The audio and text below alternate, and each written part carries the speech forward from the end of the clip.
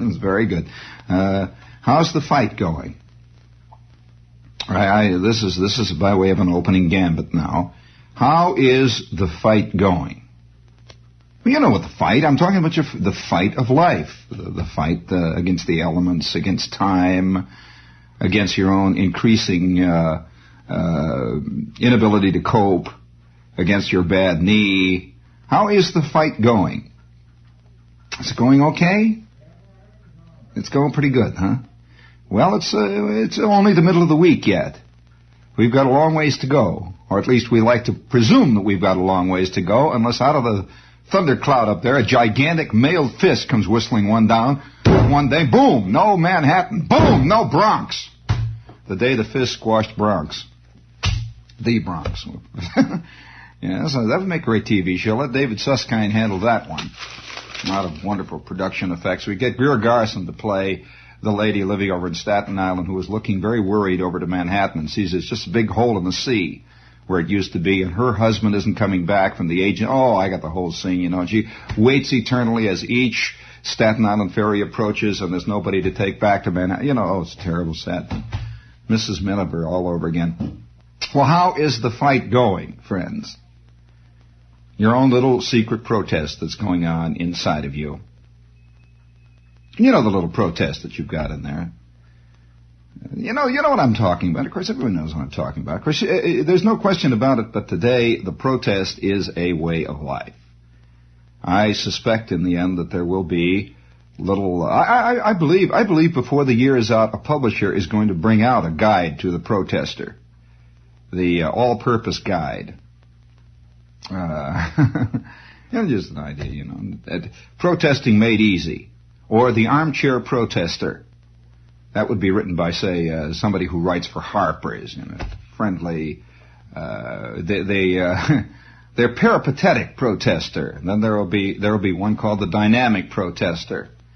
And of course, some religious figure has to write one too. That'll come along. Or the power of positive protesting. Or peace of mind through sign writing and carrying around and yelling, fist fighting. It's got to come. Did you see, you know, speaking of that, and of course everybody's getting mad thinking that I am for the causes, that the terrible things that people are protesting against. You know, I have a feeling, if I may interject a feeling here, I know that can be very embarrassing, that most of the things we are protesting against today, in general, are human nature itself. In other words, we're protesting against human nature. We're mad at being people. Now, most protests are leveled against other people. Very few people protest against themselves. So, if you can find the flaw in other people that has somehow bugged you a little bit in yourself, protest madly against the other guy and no one will notice you. This is an old forensic trick. It's an old trick that politicians use often. Believe me, the politician with the biggest fist in the till is the first politician to campaign loudly and trumpet loudly, I am going to rout the grafters out of the city hall. We're going to do away with wasteful pork barrel spending. And of course, you see the guy. Be careful of that. Now, this is the problem with the protesters. Now, most protesters I've known, and I've known protesters all of my life and have from time to time been one, most protesters are blessed with a sense of righteousness far and above and beyond the call of ordinary righteousness, duty of the ordinary citizen. By righteousness, I mean a sense that they are intrinsically better and more superior people. They're more sensitive. They have greater morals. No question about that. And they have a firmer grasp of the issues. No question about that. Although most of them don't even bother to read about the issues. They have a firm grasp of their side of the issue is really what it is. And even that may not be so very firm. It's at least very loud. And usually the protester will pride himself on being more intellectual than other people. This is one of the... I've rarely met a protester who would not pretend to be more intellectual, at least more delving and probing than other people. Oh, yes, I've rarely met one that did not say that. And yet, I have rarely met a protester who was intellectual in any sense. Every protester I've ever met really is usually he's the opposite of intellectual. He is generally a totally passionate person. Most people today confuse passion for intellect. There are diametric ends of the pole. Now, you can be intellectually passionate, or you can be passionately intellectual. But it's very difficult to be intellectual and passionate at the same time. They hardly ever go in the same direction. Oh, yes. And it's hard. And the intellectual is usually really mad. It really causes the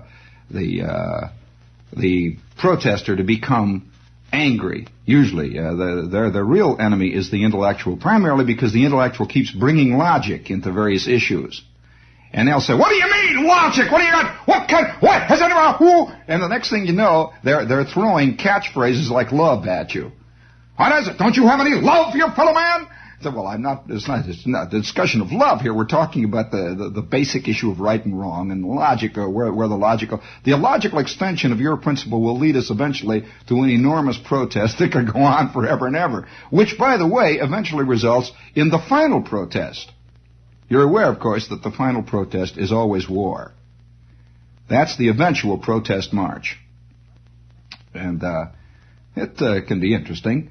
Now here, for example, did you read in the Sunday Times? One of the things I really dig the Times about is the Times carries pieces that probably inadvertently in many cases, because and again maybe not. But they carry pieces that really are truly significant, as opposed to the trivial little news items about this guy's making a speech about this fare rise, and this guy's making a speech about whether the theaters are going to close at 7:30. You know, the big headline stuff in most of the other showbiz papers. But little pieces. And here's a piece I'm going to read to you. It's got a byline. It's from the sport page. Now, you don't expect to find demonstrator news on the sport page, although this insanity out at Roosevelt Raceway is a good example of that kind of thinking that is rampant in the world today. If you don't like what the ruling is, kill somebody. Kill everybody. You don't change the rule. You don't worry about rules at all. You just start burning stuff. And in our world, did you see some of the descriptions of that thing out there? How the people in the stands cheered them when they were on their rampage, burning things. Even people who had no money in the race, they were just cheering the protest. That is another one of the assumptions that is very questionable today, and that is that a protester is right. We assume that every protester is right because he's protesting. And one of the fascinating problems with protesters, of course, in general, is that they will use very devious kinds of arguments. Now, for example, there's a recent issue of a magazine, I believe it's Playboy, in which Lenny Bruce is quoted. And now there's a typical example of a protester, a free-form protester of our time. And Bruce is quoted as saying, well, yes, he says, I would hire convicts. Jimmy Hoffa hires convicts. Yes, I'm for Jimmy Hoffa because he hires convicts. And I suspect that's what Christ would do too. Well, now, you see, this sounds great, you see, because he's brought in the name of a revered religious figure. And he's paralleled it in a very interesting way, never realizing or never wanting to admit that the reason why Christ, we'll say, would hire a convict is a very different reason why, say, Hoffa would hire one. One out of a spirit of forgiveness, the other out of a very interesting, different spirit. And yet this is the kind of argument that is constantly popping up in the world of the protest.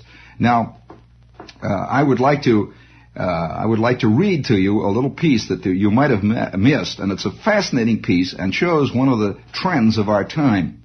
It's on 2S, the second page of the sports section, the Sunday, November 10th issue of the Times. I read. It's datelined Chicago, November 9th. And the man who wrote it, and it's a well-written piece, is a man named Austin Wehrwein. Chicago, November 9th, special to the New York Times. University of Chicago officials viewed with Olympian detachment and some amusement today student protests against small-time revival of football on the Midway. Robert Hutchins, then chancellor, abolished intercollegiate football at Chicago in 1939 after a series of disastrous losing seasons. I'll tell you a little story about that after the piece. Starting about 3 years ago, however, the university has been bringing back football in the guise of physical education. It's called a football class. Yesterday, history of a sort was made when perhaps for the first time a game was delayed when students staged a 90-minute sit-down on the 50-yard stripe at Stagg Field. The action delayed the game with North Central College of suburban Naperville. Now, I'm going to tell you about North Central College. North Central College is smaller than most small high schools in this area.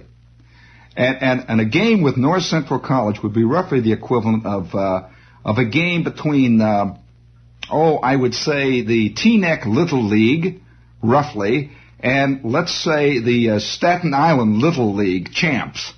That would be roughly the kind of game that you've got going there. So don't think that they're protesting against, say, Big Ten or Ivy League football. This is a very little thing. You have to know between the lines what's going on if you know North Central.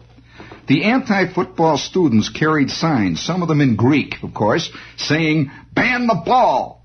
A counter-demonstration on the sidelines saw students with signs saying, "Football see, oddballs no." The game, the last of 4 of the football class, has played this year. They had 4 games, the football class. Finally continued after 5 students have been bundled into the paddy wagon and driven out of the stadium. They were released a block away. Earlier, a student council had passed a resolution expressing apprehension that the football class was the beginning of a revival of big-time intercollegiate football. The council opposed it. The faculty, however, assured the student leaders that such a step was in fact absolutely impossible. Walter Haas, the university athletic director, took over the stadium's loudspeaker system to hold a discussion with the demonstrators. "I must object to the absolute insolence of you using our field," he said. "I hope they realize that the image of the university they're so concerned about has not been helped this afternoon," he said to the students. James Newman, the assistant dean of students, used an approach that would have warmed the heart of Dr. Hutchins. "You have made your point," he said into the loudspeaker. "I think you're getting away from the spirit of the university, all kinds of people living together." Warner Wick, the dean of students, said, and here's probably the best point of all, he said, "Now you people, you fundamentalists, who are also dogmatists, why don't you let some other people play and have their fun?" It's a good question. And these people, by the way, I'm sure all pride themselves on one thing. They're for freedom, like mad. But they're sure not for freedom for about 6 guys to throw a football around against North Central College. Not that kind of freedom. That's a very interesting point. Most demonstrators I know are quite the opposite of open people. They're very intolerant. And this is a very interesting point he makes here. And by the way, I'm not making a plea here for big-time football at all. I'm making a point here that these people obviously were protesting against something that other people were doing, and it sounds extremely harmless to me playing North Central. Anyway, when play finally started, the quarters were shortened because of the approaching darkness. The final score, North Central 7, University of Chicago 6. Boy, if that isn't in the tradition of the university, and they call it playing football, you know. About 2,000 spectators saw the game after the field had been cleared. The loss was the 3rd in 4 games this season for Chicago and ended the semester. All games were played against junior varsity players from other schools.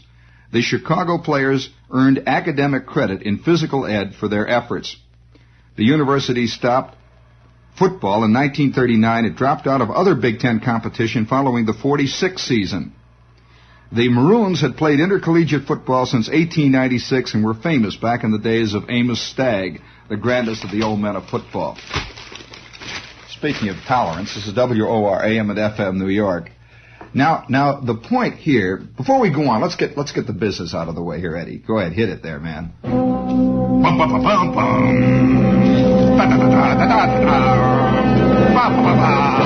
Everybody, out of the rut. The 64 Buicks are here. Oh, what a the letdown. New Buick Special. Oh, what a letdown. Fun car. The family fun car. Buick Skylark, so very personal.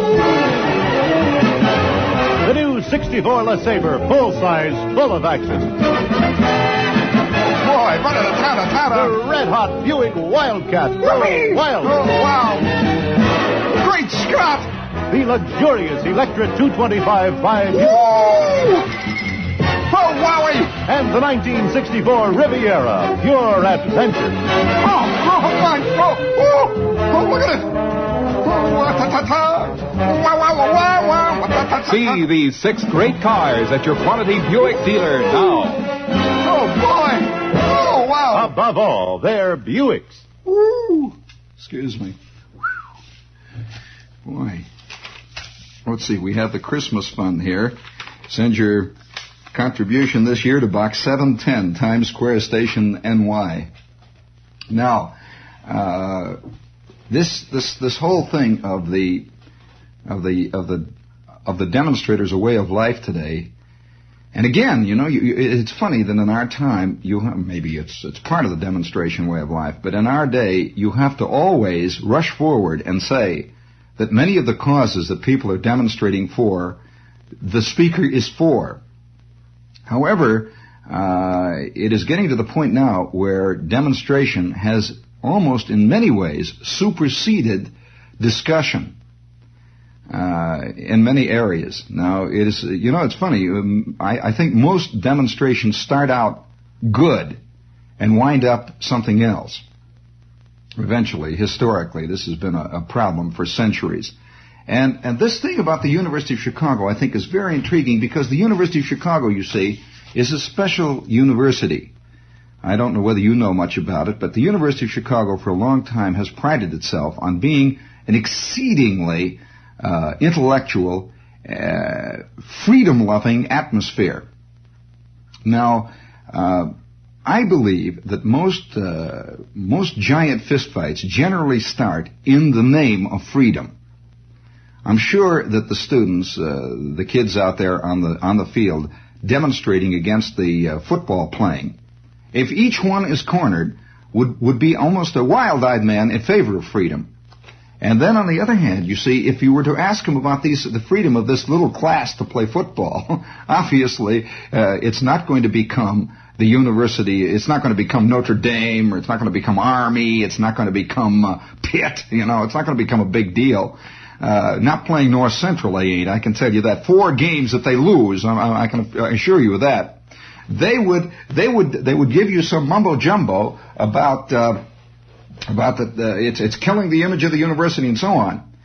Well, I found this as a man who at one time engaged a little bit in athletics. I have found, strangely enough, it's a hard thing to have to come to some of these realizations, but in general, I have found non-athletic people far more anti-athletic than athletic people are anti-intellectual. Now, I don't know quite why this is. Well, I could give you a lot of reasons possibly why it is. I think part of it is a deep-seated sense of envy. I think this comes partly into it. A very deep-seated sense that is hardly ever admitted to. But I have found often, in my experience, that, and of course another thing that has to be said about the athletes at the University of Chicago, if you can call them that in the football class. The University of Chicago has extremely high standards. Standards scholastically. It is a difficult university to get into. The university has high standards in its classes. And obviously the students who are playing football have to maintain exactly the same level academically as the demonstrators. In short, it is a good student demonstrating against a good student here. Now, the thing that is always assumed, of course, if you're a good student, you are unable to kick a football. That is always assumed. That's one of the great myths of our world. That you see this in the New Yorker. You see this in many magazines constantly. The belief that because a man cannot open the door of his car without getting his thumb caught, that somehow attests to his intellectuality. Thurber represented this beautifully. Thurber was always forever writing articles on how he couldn't drive a car. E.B. White writes articles that have this little slant to them too. Even Updike occasionally is tinged by that. And you wonder how a man who is so intellectual can't learn how to operate a gear shift. You wonder how a man who has such great insight into things cannot back a car up. You wonder what these pure little motor facilities seem to elude these people. But nevertheless, the assumption that is always made is, of course, that the intellectual, and I don't know how to call him, what is the phrase, is a man who uses ideas and who is concerned with abstractions. Is this an intellectual?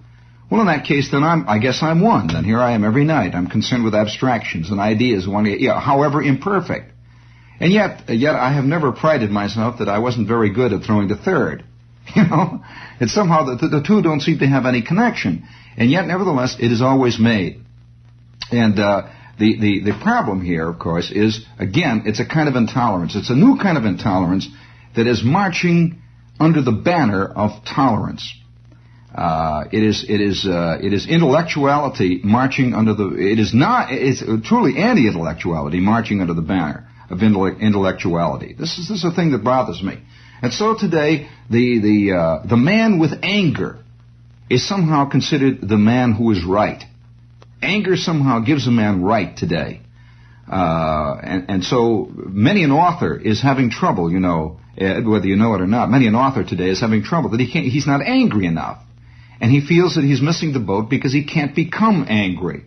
The more you know about situations, the less possible it is to be angry, in a sense. Very difficult. And so now we've come into a day when there is a new kind of, I suppose you might say, a new kind of demagogue around.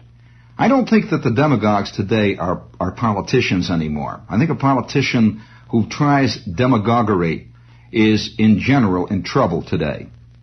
I suspect, however, that the demagoguery is coming from the literary world.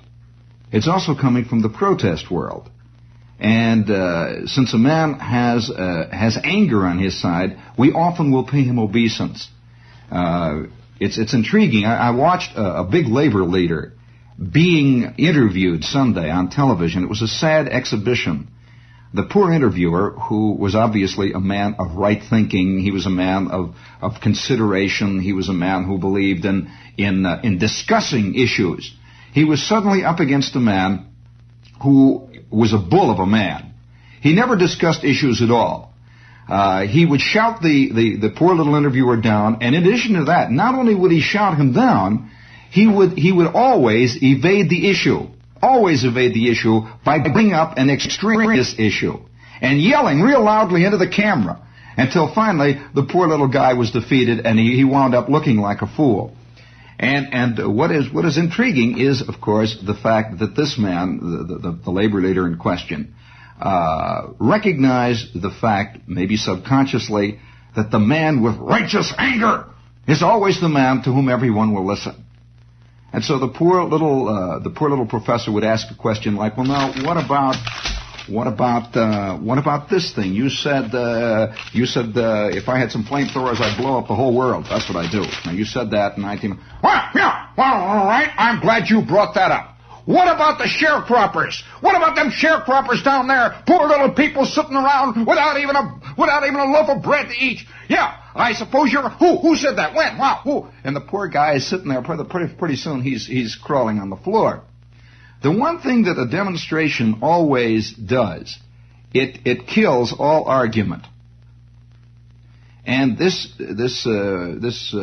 dialogue on the television show was an example of a demonstrator in action. That he was not about to argue any of the issues. He would always answer a charge with a counter charge. He would never answer a charge at all, which is a very interesting problem. This you see on the part of most demonstrators today, that it is hard to. And by the way, I have to give you my credentials. I have been in several marches, so don't immediately write me and say I have no concern for human problems. I do. I think one of the greatest human problems today, though, is the growing dissatisfaction with life itself and pretending somehow, being able to make your mind believe it, that life, that the problems in life are the result of other people's rottenness. And so people with sexual problems, people with all sorts of disappointments in life, which are endemic to life itself. It's part of life. That's just the way life is. These people will, in general, be the most violent and most bitter and vitriolic demonstrators. This is a serious question. The question is, what is life? What is life? Can it be all straightened out? Yes, a lot of people believe it can be. That's what bothers me. A lot of people believe that all the problems can be straightened out. His own combativeness, he never refers to as combativeness. He calls it passion. When he sees it in other people, it's just aggression, just rotten aggression. And so down the line, you see people using the very traits in themselves to fight against those traits in others. It's an intriguing situation. I saw the other day, for example, in one of the newspapers here in New York, the Village Voice. There was a discussion with somebody, and it was about the closing of a theater. There was a lot of yelling and hollering. They were back taxes, $40,000 or something in rents and so on. Big closing. And so the tax officials came, and they had obviously been given orders to close the building. So the owner of the theater screamed something at the tax officials to the effect that, well, you can't use the fact that you're just working for the government. You can't use that argument anymore. Not since Eichmann. Very interestingly paralleling Eichmann with a man doing a job in a tiny way, and it had very little to do with the burning of 6 million people over a long planned campaign of burning people and one thing and another. And this is what I mean by demagoguery of the other side. It's interesting that most of the people who are I think that most of the right thinkers in the world, now using the term right thinkers, and this is a very loose definition, the people who are humanists, generally like to believe that demagoguery is a product of the other side. And yet, the demagoguery of their side is generally so all-inclusive and so wildly inclusive that it makes the demagoguery of the far right look like child's play in many cases. And again, it probably will sound like I'm right-wing here, which is ridiculous. I'm just talking about demagoguery on both sides, but the more subtle kind of demagoguery today is the moral demagoguery, which is very intriguing. The moral demagoguery is the kind of demagoguery which states roughly this: I am a more moral person than you. And since I am a more moral person than you, all of my thoughts are more moral than you, and because all of my thoughts are more moral than you, I am right. One does not have to listen to an immoral person. This is a very intriguing kind of demagoguery. And yet it is popping up all over the place. Today, it doesn't seem peculiar today that we will sit and listen to hour after hour on television shows. You see, again, this is a problem with satire. Now, getting into the subject of satire here briefly for a moment, because satire is a form of protest. Satire today usually takes the form of complaining about other people's specific idiocies, and it is called satire. I would like to point out there's a big difference between satire and polemics. What is generally the work of the polemicist or the vituperist is today called satire. Now, Jonathan Swift, for example, was a satirist. Swift talked about all men's foibles, including Jonathan Swift. Now, he was talking about mankind. He was not talking about a specific politician. This idiot did this week. This insanity went on this week. This went on this week. This went on this week. In other words, it's this is the week that was syndrome. You know what I mean by that? This is that the TV show. That what passes for satire is really, in a sense, political cartooning. It is a kind of vituperation. It can be very funny, but is generally very, very dishonest. Because the one thing the one-line gag does not do, it does not admit to any kind of extenuating circumstances. nor does it tell you the whole story in any sense of the word. It's very easy to make anybody look ridiculous by taking one line out of context, or taking an action which seems to be illogical, out of context. Very easy to do that. It always reminds me of people who are continually, arguing as to whether or not, let's say, the bomb should have been dropped in 1945. I'm not here to discuss whether it should have been or not. However, they almost invariably take it out of context of a war. They do. They do not argue in context with a war and the conditions that are pertaining thereto. This is the kind of, and again, I'm not saying it should have been. I'm just saying, yes, there's arguments on both sides. But in general, the argument is usually taken out of context, as though it is a quiet, peacetime, can be a long considered moral consideration. And usually they also ignore Pearl Harbor, too. Again, taking it out of context. But these problems are getting more and more prevalent in our time. Not just to one area of existence, not just to the political man. Yesterday's example out of the Roosevelt Raceway was a little different than usual riots. Sure, there's always been riots in times in man's struggles, but the kind of riot yesterday was very different from the kind of riots that we have been having for a long, long time. This kind of riot is almost the kind of riot that the people, the Ku Klux Klanners, for example, will partake in. The night riders who burn because they do not like a law or an attitude. They're not going to worry about changing the law. They're not going to worry about discussing the law. They're going to worry about burning. That somehow will take care of it. And there's, I'm not the only one. A kid, here's an interesting letter from a high school kid. And I'd like to read what this kid thinks of it. Very interesting letter here. He says, on the subject of protest and protesting in general, today I agree with you that it is becoming a way of life. I'm reading the letter, of course. He says, most guys that I know like a protest meeting, mostly for the hollering and the fistfights that go on, regardless of what they say about it. I propose, therefore, a TV show that will be the hit of the nation. It will be incorporated with Hootenanny, probably, and will last about 3 hours. The name, well, I'm not quite clear on it yet, but it should be something like, Protest Along With Us, or Let's Protest. Every week, a top national protest figure will MC it. For example, one week you could have Peter, Paul, and Mary, then you have Bob Dylan, you have Lenny Bruce. You could have songs of protest and discussion on various issues, and then in the second year you could change the format slightly, and instead of one MC you could have a tryst of protesters. Say Norman Mailer, Malcolm X. You got 3 or 4 guys and do a round table, you see, with the singing and so forth. Then you could have Robert Kennedy, Jimmy Hoffa, and Joseph Valaki the next week, big protesters of our time. And then, of course, you'd have the singers. And then around about the third year, when you're really swinging, you bring out the Protester's Handbook. He says, Protester's Handbook, which is a very good idea.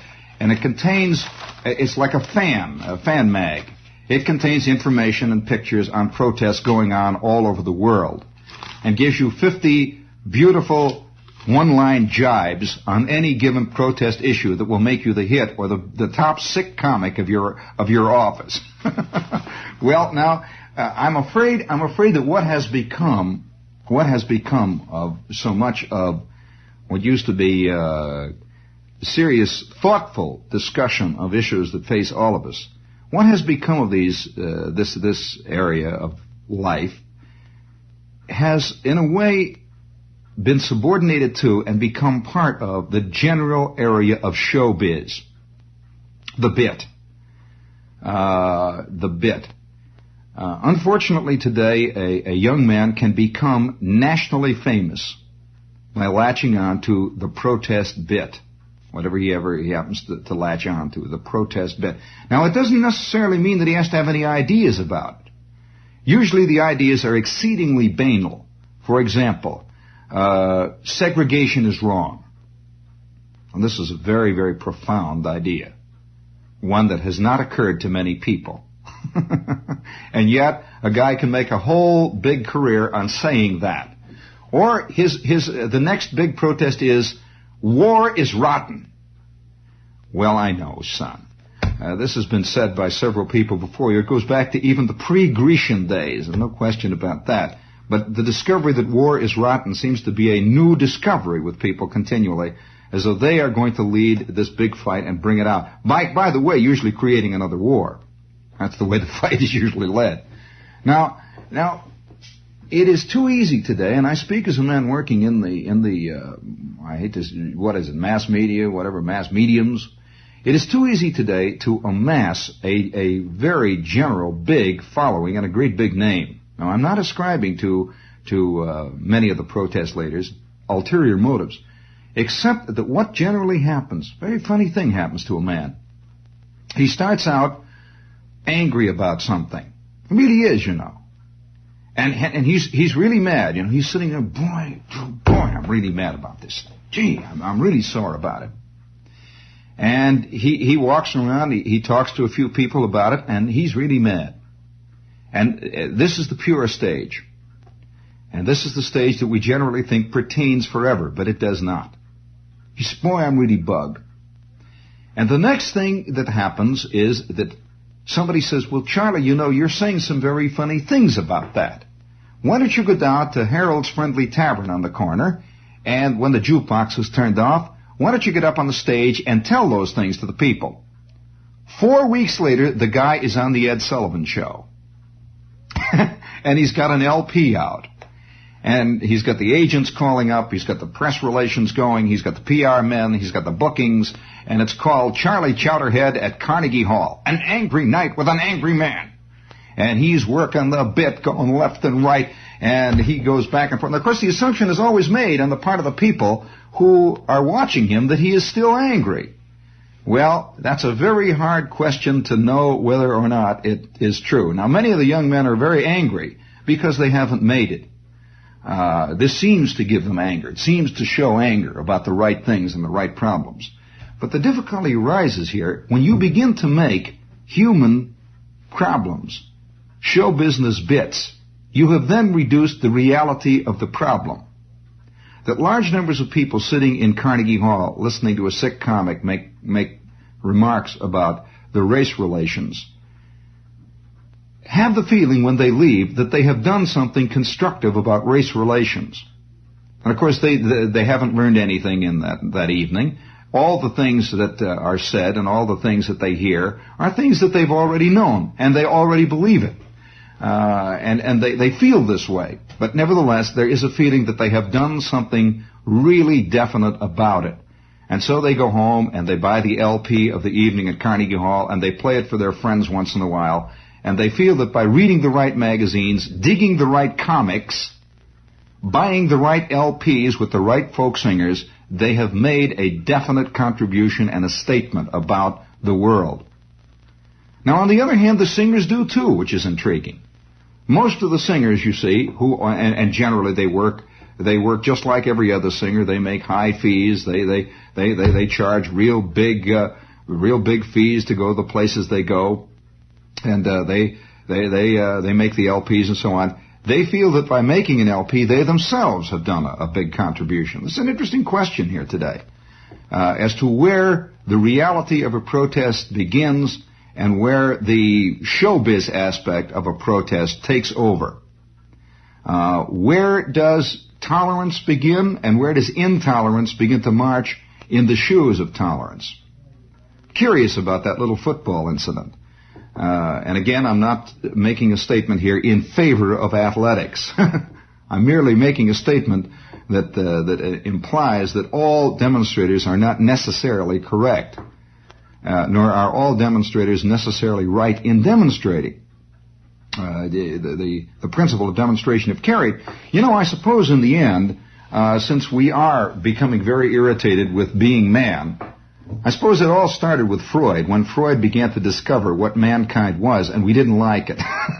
And it's been going on ever since. Kinsey made a few discoveries about man is and does, particularly in the sexual area. Everybody protested about that. And so eventually today we have arrived at the point now where we're protesting against being what literally we are, whether we like it or not. And slowly the evolution goes on.